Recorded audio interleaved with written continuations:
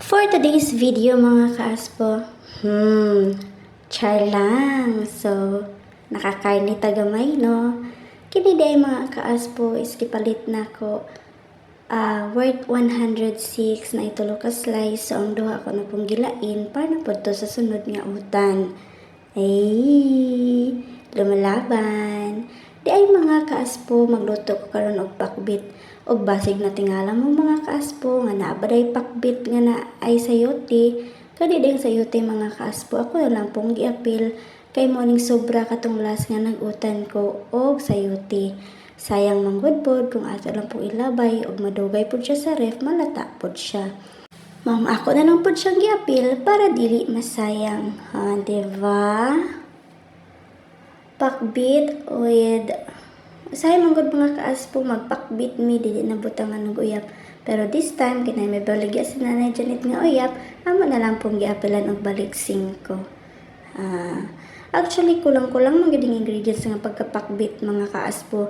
Kay lagi lang Nanay Janet, walay available nga talong kay nahotdan pod og sitaw. So, mo na lang gid niya mong ingredients mga kaaspo. Pero okay ra gihapon, kay lami man gihapon ni siya. Ang importante, masudan og mabusog ta pagkahuman. O diba, laban.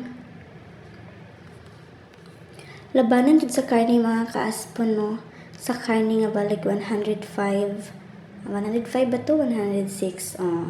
Sunod na po mga kaaspo, magutan ko. Expect ang yagya puntay sahog. Kaya tipiron gid nato ni mga kaaspo para po madugay ang ato ang sahog. Aspo biya tag nagmer gud dapat na ang importante nga makalasa-lasa ta. Diba?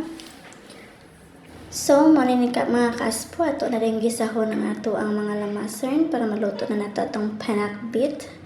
Diba? Dayon ilunod pag umananing mga lamas mga kaaspo. Ilunod na dayon nato ang ato ang sahog. Diba? Gisahon nang yapon nato siya mga kaaspo. Dayon sa pagkaluto ani mga kaaspo, ilunod na din nato ang uyap.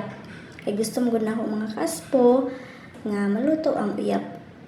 Adisay na ko isahog ang mga utan, diba?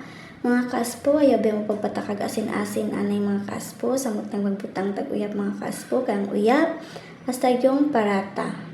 So, dapat ato ang tilawan, adisir nato siya, timplahan kung unsay angay idungag. Diba? Dali ra kay mga kaaspo, yun na ra ka simple. Lunod din nato ang mga okra o ampalaya. Ano siya kadali mga kaaspo, so luto na itong pinakbit mga kaaspo. Mga unata mga kaaspo. Daghang salamat sa pagtanaw mga kaaspo. Bye-bye!